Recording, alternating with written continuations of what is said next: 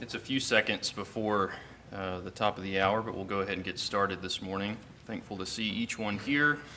Looking forward to the class this morning. I'm filling in for Ryan this class and Wednesday, and I'll try not to hinder his pace because he's been keeping us on pace very well, and I tend to not do that, so I'll try not to do that as best I can. Before we begin the class this morning, Brother Mike has agreed to word our opening prayer, and then we'll get started. Our God, our Father in heaven, we come before you this morning. We give you thanks for this beautiful day you've blessed us with, for this opportunity to come together to learn another portion of your word, to worship thee, to sing songs of praise to thy great and magnificent name. Pray that you'll be with the teachers of this hour, that you'll be with us as we will hear a lesson from your word. We pray, O Lord, that we'll use this time wisely, look into your word carefully, and understand the message you would have us to learn. Be with each and every one of us this very hour. Be with the speakers, again, those teachers, prepared to help them to remember the things they've prepared to present in a way that would be pleasing unto you. And help us, Father, to listen attentively as you would have us to. We thank you, we praise you in Jesus' most holy name. Amen.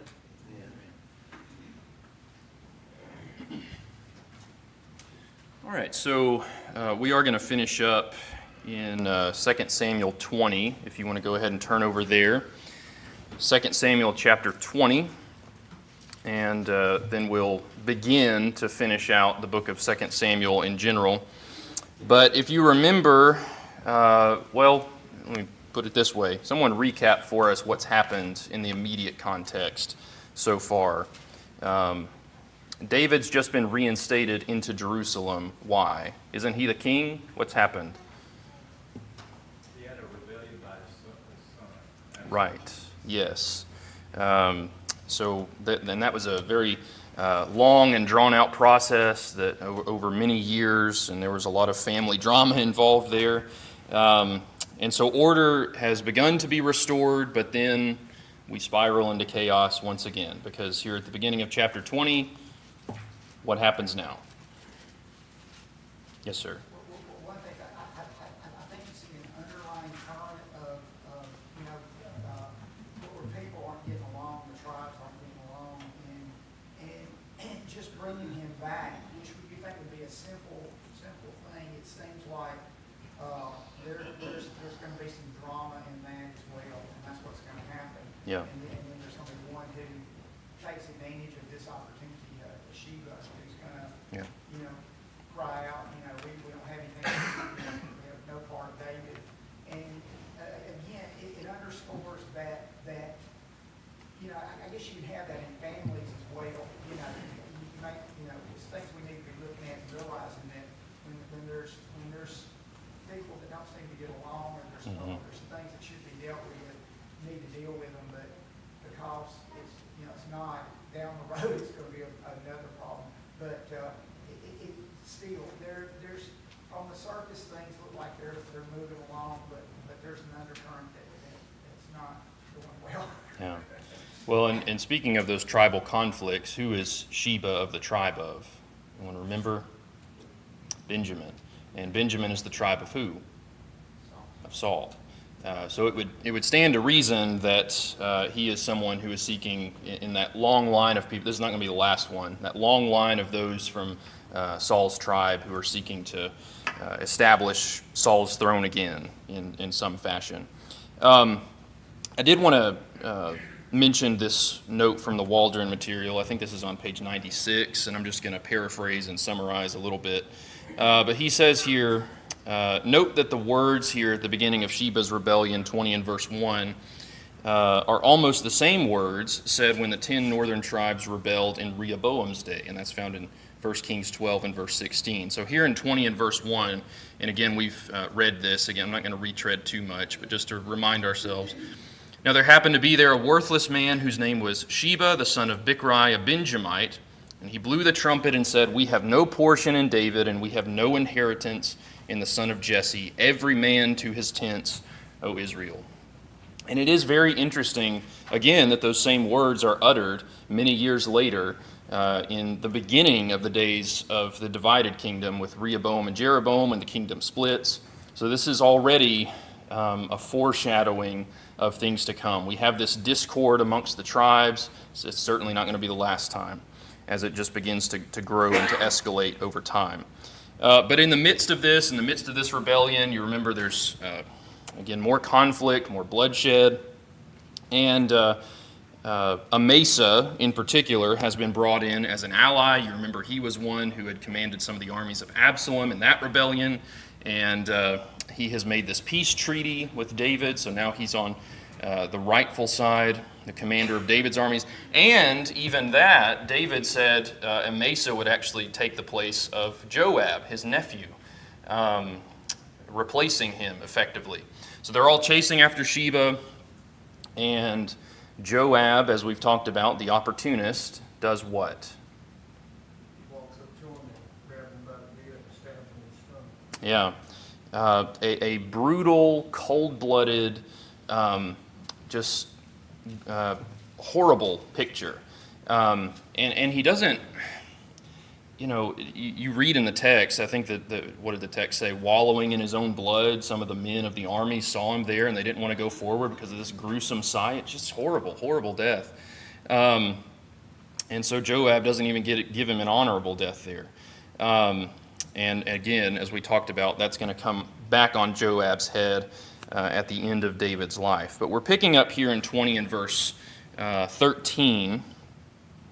And it says, well, in verse 14, right after Amasa has been taken out of the highway, we now get a picture, 13 and the following verses, of someone else in Israel who really in many ways reminds me of who we talked about just recently, Barzillai, in 2 Samuel 19.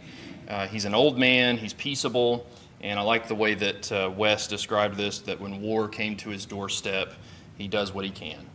And I think we see a similar situation with this wise woman of Abel. And so Joab, they're chasing Sheba.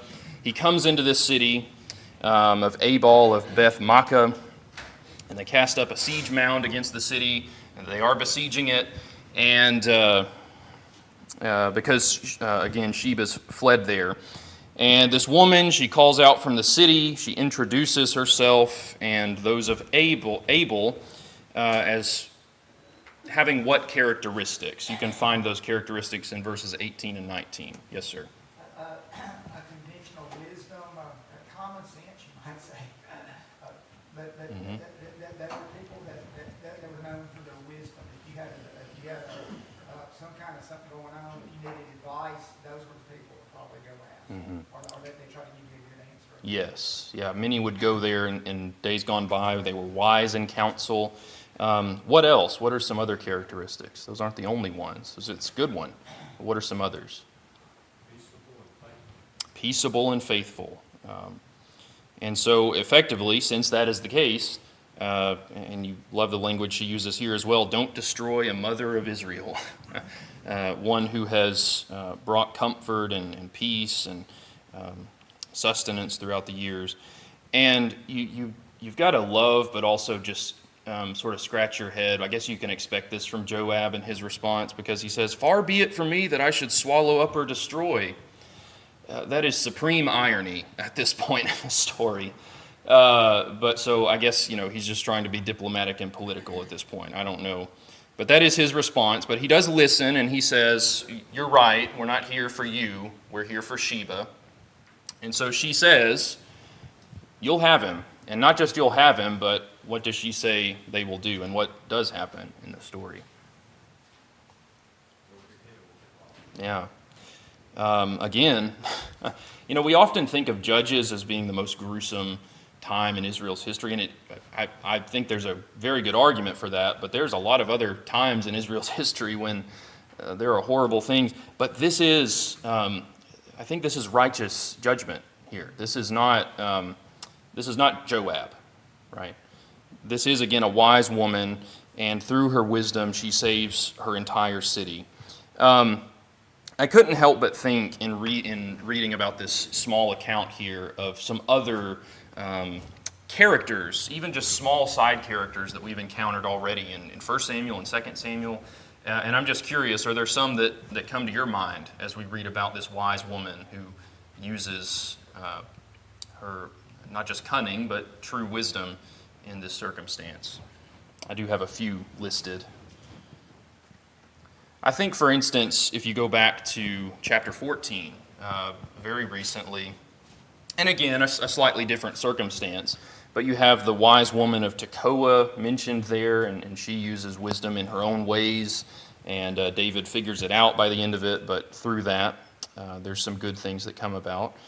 I think about Abigail in 1 Samuel 25, where she saved not just her husband, of course he does eventually die because of his wickedness, but saves him in that instance, and herself and her whole household and all of those things. Abigail's such a great example. I think back to, going back to the time of the judges, Jael in Judges chapter 4, where she does use wisdom, and God said it would happen this way. Deborah said that glory would be given to the woman because man failed to uphold the leadership there. And even in chapter 5 and verse 24, when we have the song of Deborah, she is called the most blessed of women. And it's been noted before that these are the same words used of Mary in Luke chapter 2, the most blessed of women. So why is this a wise woman? Maybe we can ask it that way. And I can open it up here in just a moment, but just to give a few thoughts there. I think she's wise because she showed that faithfulness that she mentioned at a time when it was not popular to do so. She could have very easily sort of dug in and said, well, David's maybe still at a time of weakness. Maybe I can sort of use this for leverage to get something I want. No, she was still faithful to the true king. And she did it in a very gruesome way, at least in our eyes, but she did what it took. And I think of passages like Ecclesiastes 9, specifically 14 through 18. I'm not going to read all those verses, but basically the proverb that's mentioned in the midst of that parable, shall we say, wisdom is better than strength.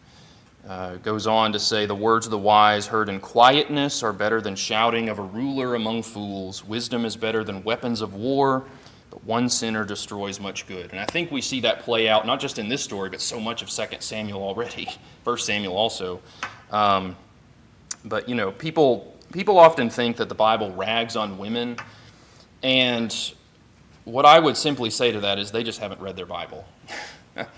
This woman is held up in glory, in honor, as so many others have. And again, she saves her entire city with that wisdom. So any other thoughts there? Yes, sir. Well, the fact that she's proactive, that she, like you said, she could have easily just, hey, I'm just one, I'm keep my mouth shut and I'll stay out of the way.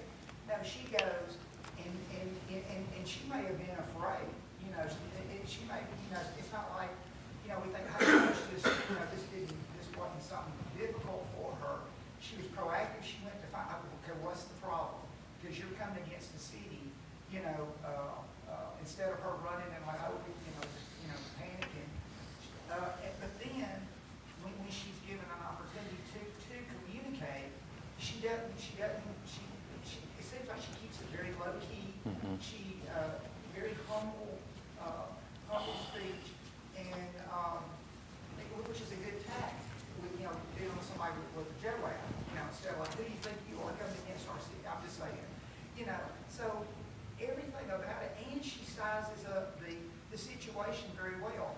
This man, Sheba, like you said, this wasn't murder. This was a judgment on him because he hadn't gone against God and going against the Lord's anointed and that kind of thing. So she sized up the situation very well. And then she was like, we have a solution, and we can fix this very quickly. Instead of thinking, that, again, I don't think she took joy in doing it or telling, getting them to take care of this guy. But, she had the conviction to stand up and to do what was right. Yeah. Even, what if she'd lost her life trying to do that, but she would have gotten his hand. I'm just saying, you know, you could look at it from different angles.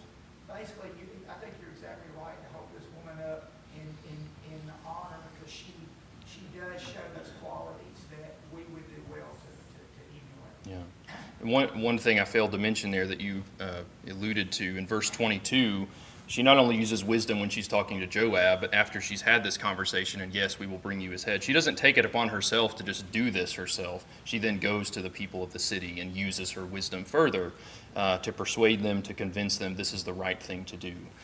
So that's another good point. Anything else? Yes, sir. And we don't know her name. Yeah. And Yeah. there's a little something there for Mhm. us, I think. Mhm. Think maybe who are we to do something for the Lord? Yeah. And we don't know this lady's name, and she did this honorable thing using her wisdom. And I think, if anything, that should be an encouragement for us. I mean, Mhm. God knows her name. Yeah. God knows her Yeah. very personally, Mm-hmm. but we don't right now. Yeah. Maybe some don't. But it's what is to hinder us from likewise doing Mm-hmm. the right thing. Yeah. So many names of faithful men and women are not recorded in Scripture. Yeah, I think that's much of the point you're making. Yeah, so we need to be faithful as well. Yes, ma'am. Contrast her with at the end of Judges, one of those horrible stories Yeah. about the Benjamins. Uh-huh. You know, they could have avoided their tragedy if they had done the same, if they had been that wise to Mhm. say, okay, we're going to go take care of these horrible men that did this, and it would have been solved. Yeah. And instead of doing what this lady did, it said, Mhm. you know, we don't need to be wiping out a whole city Mm-hmm. for this evil. Yeah. And I think we could confidently say she did recognize that there was a king in Israel, not David, though he was, but she did also recognize God as king, which in the days of the judges was not the case. Yeah, very good. Yes, sir. She stole my point. Okay. Y'all were on the same. You know, it's funny. Y'all should be on the same wavelength, so it's good. You Yeah. know, that's just to put briefly, Mm-hmm. you know, the essence of her wisdom was she was willing to recognize the real danger. She was asking the question, why is this here? And what can we do about it? Yeah. And that's a great lesson for all of us. We face problems, and we hope to exercise wisdom by approaching things that way. Not emotion, more than just looking at it realistically and trying to think Mhm. about the solution Yeah. within the realm of God's law. And sometimes I think, as we see in the text, the solution's messy, as it was here. But again, they did what they needed to do. All right. Well, let's move into chapter 21 then. Just moving forward here. First of all, before we do that, just to sort of preview what we're going to be doing in this class and Wednesday, if we can get all that done. There's a lot talked about in these last few chapters of 2 Samuel. Here in chapter 21, as we're going to see, there's history of 400 years prior that continues to be played out because of some things that have already happened in Israel's history. It's going to recount some more unfaithfulness from King David, but then he's also going to respond, being that man after God's own heart, with true faithful repentance. And we'll look at the mighty men perhaps on Wednesday. And then it's going to end with David's final words as he praises God and he prepares his son Solomon to take the reins of the kingdom, and even projecting further into the future with the seed of David, who will fulfill David and Solomon and all the rest of the kings in the best ways possible. And hopefully we can talk about those things. One of the things that I think is, that's continued to be highlighted, but as we've already seen as Ryan's led us through these studies, is that if you sin, God will hold you accountable to that. And that may manifest itself in different ways, and it often does, and consequences are often different, but it will incur consequences. And I think that's a point we've seen so much throughout. Even in the case of David repenting after adultery with Bathsheba, murdering Uriah the Hittite, he still suffered major consequences, as we're still seeing them play out in his life. So just another a point that's been made that I don't think we can make enough is that sin does not just affect you. It will always affect others. Maybe not in the short term, but it will in the long term. There are ripple effects throughout, and it comes at great cost at times. One of the other themes that I think would be good for us to remember, especially as we're continuing to move toward the divided kingdom, is that you see the phrase in Judah or Israel, but I guess more Judah in a good way, that if the king sinned, he walked in the ways of Jeroboam, his father, or if he did right, he walked in the ways of his father David. But always, almost always in both those instances, whatever the king does, that's the way in which the nation is following as well. And I think we're seeing that. We see that with Saul, we see that with David, we'll see that with Solomon. So that's just something to remember and lock away as we move forward. So here in 21, let's go ahead and just read verses 1 and 2, and then we'll begin making some points here. Now there was a famine in the days of David for 3 years, year after year, and David sought the face of the Lord. And the Lord said, "There is blood guilt on Saul and on his house, because he put the Gibeonites to death." So the king called the Gibeonites and spoke to them. Now the Gibeonites were not of the people of Israel, but of the remnant of the Amorites. Although the people of Israel had sworn to spare them, Saul had sought to strike them down in his zeal for the people of Israel and Judah. All right, so we have the Gibeonites mentioned here. Should that ring a bell for us? Where are those mentioned? Yes, sir. They had made a treaty with Israel back at the beginning when Joshua was conquering the land. Mm-hmm. And the agreement was that they would be allowed to live, and they were made slaves. Saul, later on, decided that he would violate that agreement and destroy the Gibeonites.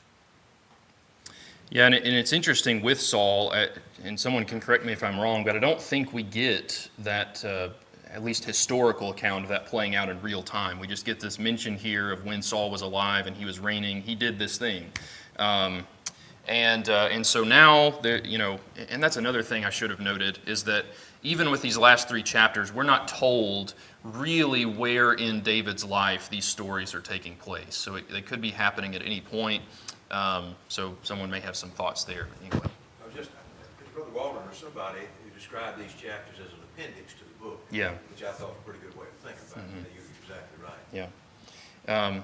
Well, and even with that point of some people talk of it as an appendix, not Brother Waldron, but some people talk of it as an appendix who do not believe this is an inspired book, and they say this is just sort of shoehorned onto the end. This was added years and years later. It just really doesn't make sense as an ending. I hope we can see that it's the best ending that could be written as we start moving toward the end here. I think it really wraps up a lot of, it just wraps it up in a neat bow, shall we say, here at the end. But as Brother Allen mentioned, this does go back to Joshua 9 when this covenant was first struck with the Gibeonites, and it was done, if you remember, out of deceit on the part of the Gibeonites. And was it possible for Joshua and the people to avoid this covenant? Was it possible? What's that? Not after they made it. Not after they made it, but was it beforehand? Oh, yeah. Yeah. Why did they, how shall I ask it? Who had they failed to inquire of? The Lord. They saw to their eyes, what was evidence, the moldy bread, the raggedy clothes. Well, these people must be from far off. They were Canaanites. And what were they supposed to do with the Canaanites? They were to wipe them out from the land. They were certainly not to make a covenant with them. But as was mentioned, they're made servants. And Israel, through perpetuity, throughout time, would never be able to attack these people. But what they would need to do is if they were ever attacked themselves, they would have to defend them, which we see play out shortly after in Joshua. But just another quick aside here. So they rashly make this covenant, and they in one way should not have made this covenant, but after, as was mentioned, once they enter into the covenant, it cannot be broken. And who holds them to that covenant? God still holds them to that covenant. Even though they should not have entered into this covenant in the first place, once they've made it, God says, you must abide by it now. And we see the consequences of that playing out here. One other thing, some might think that this covenant was to the advantage of Israel. And if I can ask it in this way, is there any way in which the Gibeonites could and would become a burden to Israel? And I know that's a little bit ambiguous, but so they were, it specifically says back in Joshua, they were made carriers of water and hewers of wood. What would Israel have to do for a servant class that they have created? Would they just let them fend for themselves? What would they have to do? I think that right there in the text. They would have to provide food for them, shelter for them. Again, as they would have to help them militarily. So again, yes, they are servants and they're serving Israel, but this was not intended, and they're now having to carry out those extra steps. And again, further consequences with this alliance playing out in 2 Samuel 21. But again, just to move along here, Saul had violated that oath by slaughtering a portion of them, because we still see there are some left, because they have this conversation with David. And I find it interesting the way in which Saul's blood guilt is mentioned. There's blood guilt, this is verse 1 again, there's blood guilt on Saul and on his house because he put the Gibeonites to death. And it's verse 2 where I'm looking. Saul had sought to strike them down in his zeal for who? For God. Is that what the text says? That's what we would hope for Israel and Judah. It was not for God. And I think that is indicative of so much of Saul's life, that his zeal was for himself, it was for the people, it was for anyone except God, so many times. And so it is here with this instance. So in verse 3, David comes to the Gibeonites and he offers to do what? And I want to note the specific language that he uses. What does he say? What does he ask, I guess? And what's the word used? How shall I make atonement for you? Someone remind us, what does the word atonement mean? We've talked about this in Exodus, Leviticus, Deuteronomy. What does the word atonement mean? Of course, this is significant for the new covenant as well. What essentially does that word mean? Satisfy a debt. Satisfy a debt? Okay, good. What else? Redemption, all right. I think even, maybe not at this point in the text, it may be a bit further on. Would we say that the Lord is angry here, that he's wrathful? So what is David wanting to do with atonement? He's wanting to appease the wrath of God. And literally the word for atonement is a covering, to cover that wrath. To appease it. And so that's what David is seeking to do here. Verses 4 through 6, the Gibeonites offer the solution. This is how this can be resolved. And I think it's important to note they are not concerned, they don't ask for riches. They aren't concerned about personal vendettas. They're not going out and they say, let us get a hold of everyone in the household and we're just going to vengefully do war on Saul's household. They do want justice, and how is that justice going to take place? What do they ask for?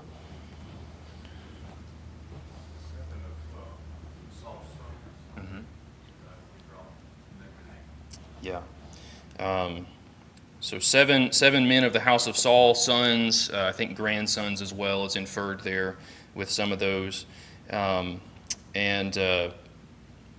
they will hang them specifically in Gibeah, which is the birthplace of Saul, who is the one who committed this blood guilt against them. So then in verse, and it's interesting, the narrator, the author here, takes the time in verse 7 to say what? So take seven sons, but David will not take which son? Mephibosheth. Why? Why not Mephibosheth? Instead, it was Jonathan, Yeah. David's best friend. Right. And had David done anything? Yeah, he'd cut a covenant with Mephibosheth.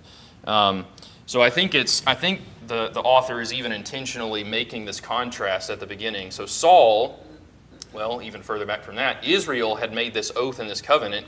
Saul, being the king of Israel, had broken this oath, this covenant, and then that's contrasted with David, who has an opportunity, if he would like, to continue to wipe out more of Saul's line, but he upholds the covenant that he had made.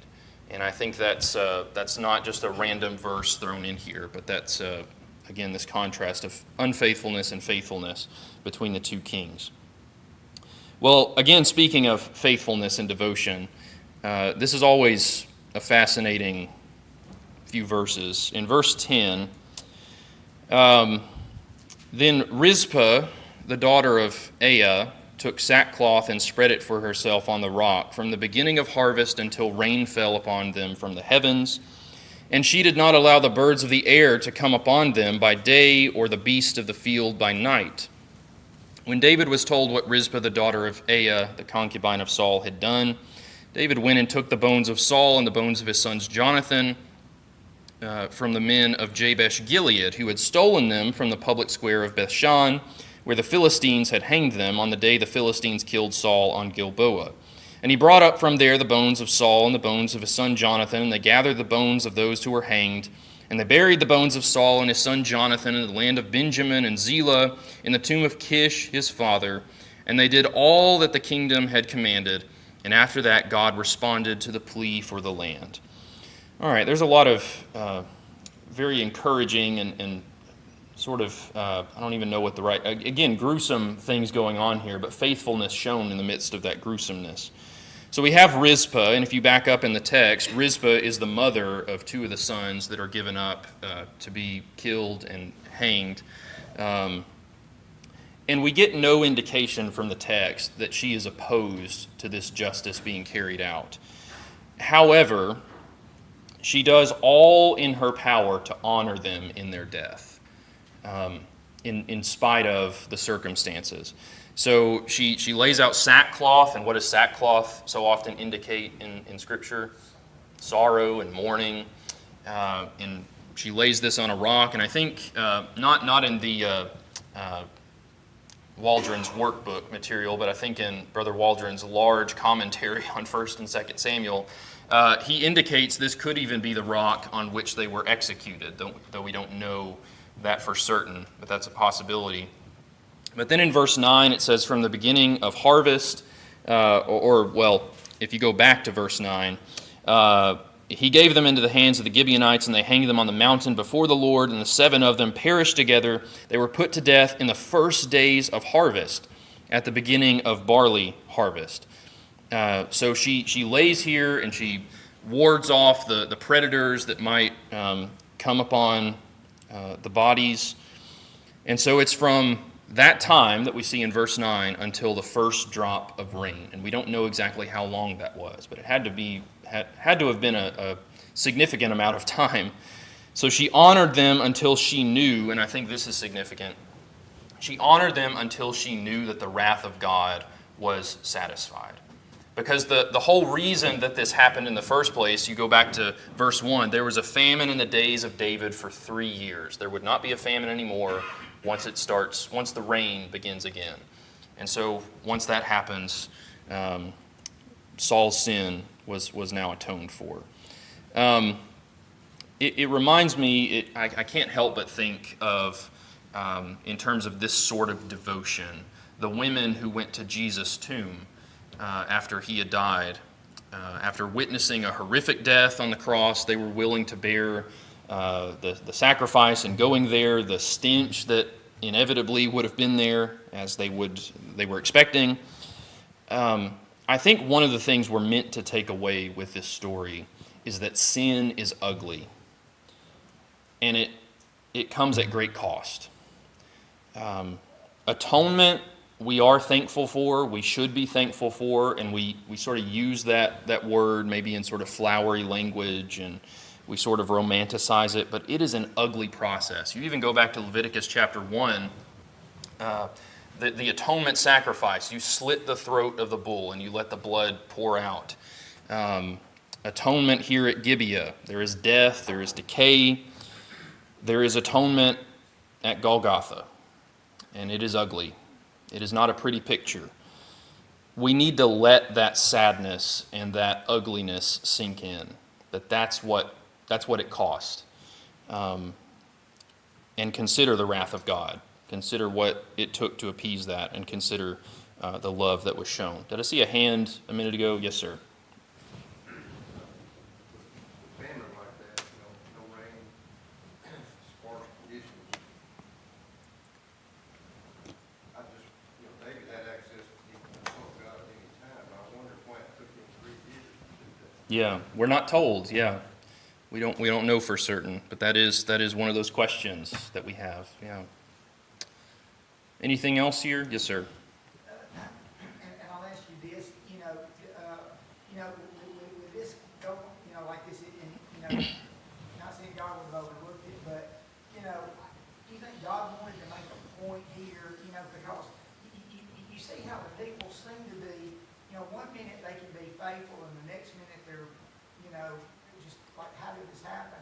And it's like he's trying to keep before them, like you said, there's consequences, and trying to get them to understand God sees everything, and it's not, it's not a light matter with him, when things are done. And you think this is one of those God's trying to get their attention, and like you said, it's awful that, that so much was required for the atonement, but they, what was asked was, it wasn't about greed, because they could have asked for wealth, or they could have asked for lives and wealth. Mm-hmm. But it makes you wonder, did they approach God, try to approach God and say, hey, we've been, and God heard them, I don't know. Mm-hmm. And then, I think there's an overall big lesson here about, they would have been considered, I guess, like Gentiles, which shows that, even in this day and time, they had some standing, just saying. Yeah, they weren't bloodthirsty, even as we've contrasted with Joab, for instance. I see another hand. Yes, sir. Well, we see, you think that people of Israel have been praying for the land because of 3 years of this famine. To see that finally they go through and ask the fire of God. So I guess I'm standing back and I'm seeing this picture of, we need to get right with God too. But I pray, when we make prayer, we're never going to get right, with God without Jesus. But we need to be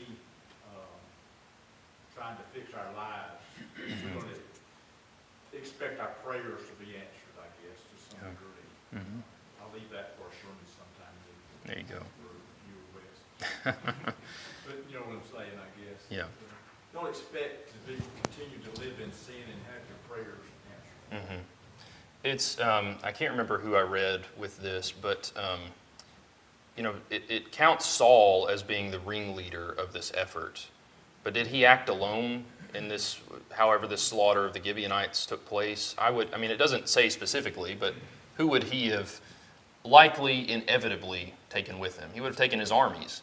So there would have been ones in Israel. They would have known the oath as well, and there could have been ones in that army that said, "No, this is not right. We're not going to go along with this," but they did anyway.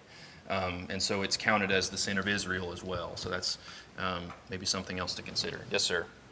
Everything he did, he always blamed it on the people. He got called out, I don't think he always blamed it on the people.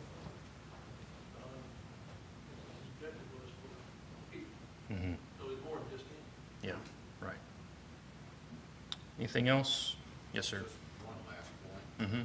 Used the word a while ago, I don't think we consider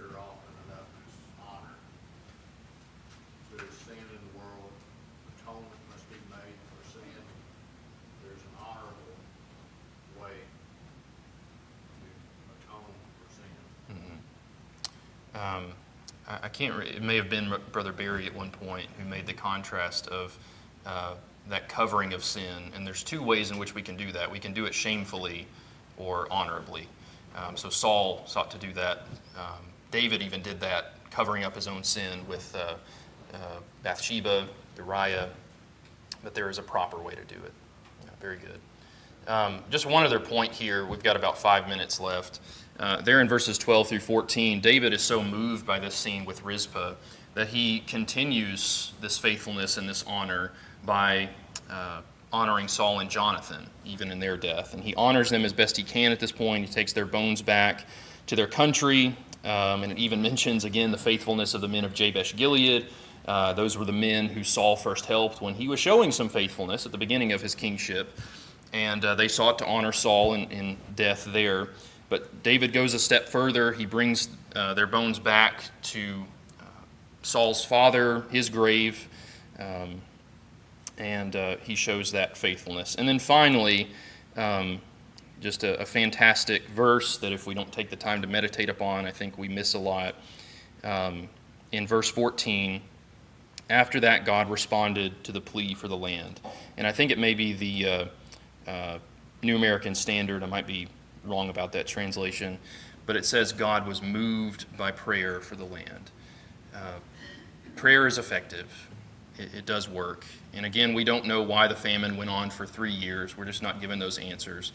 But again, a thing we're supposed to take away from this is that prayer is effective. And it's effective when it's in accordance with His will. Because it's not enough to just say we're sorry, that there was a cost. Again, we've noted that. Atonement had to be made. And so God listened with all of that. All right. Well, we have not gotten nearly as far as I would have liked, but we're going to continue on just a few more minutes here and see how far we can get. So we're actually going to go to the end of 2 Samuel here, following the Waldrons in how they line these things up. We're going to go to, as one author put it, and I liked how he put this, David's senseless census, which I think is pretty accurate.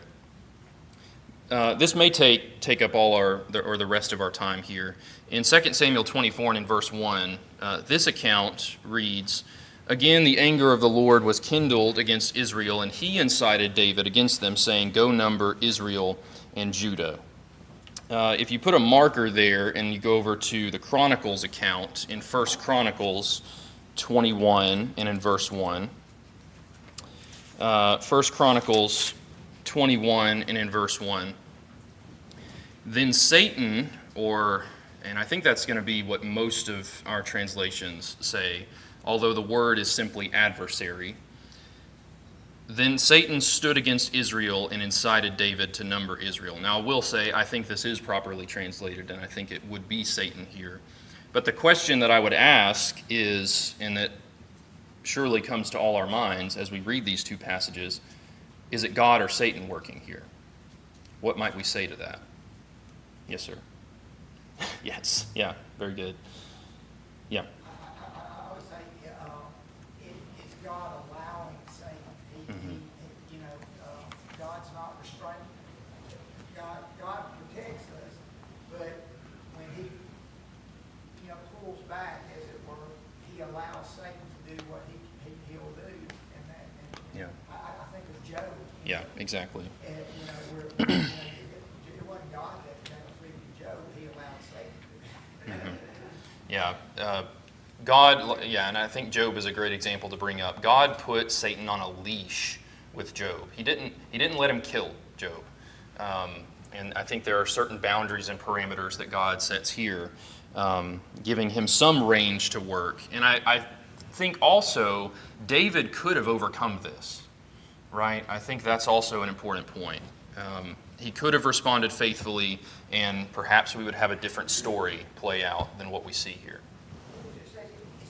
There was something that God was angry about. We don't know what. Yeah, we don't know that either. Right. Yeah. And so the point of it is that, there's some things, there's a lot of things we may not know by faith. We have to take what we've been given. But there was something that needed to be dealt with. And just saying, and that was the rock in the shoe, if you will. Yeah, we're not given the what, but how, and how it can be, again, atoned for, as we'll see in the story. Well, just very quickly, with the few seconds we have left, so as God and Satan are working their own purposes here, David, he seeks to go and number Israel and Judah. And I'll just ask this final question. Is it wrong wholesale in Scripture to have a census? If we say no, then where are some places those are good? But if you go back when they numbered the children of Yeah. Israel, early on, and then after, I guess, they went into the Yeah. land, and I think the whole purpose of that was to show that generation that God said would be gone was Mhm. gone. Yeah. There was a purpose behind it, but my answer to your question is it depends. Yeah. It depends on who wants the census. That's right. If it's God, Yeah. yes. If it's man, no. That's it. I think that's the key. They're God-sanctioned, Numbers 1 and Numbers 26. Here, it could likely be out of pride. David is doing this to just, see it, the armies that he's created, what have you. We may note some of those things again on Wednesday. All right, well, that's where we've got to stop, so we'll pick up here, 2 Samuel 24. I'll try to move at a quicker pace. Sorry, Ryan, if you watch this later. I'll try to get there.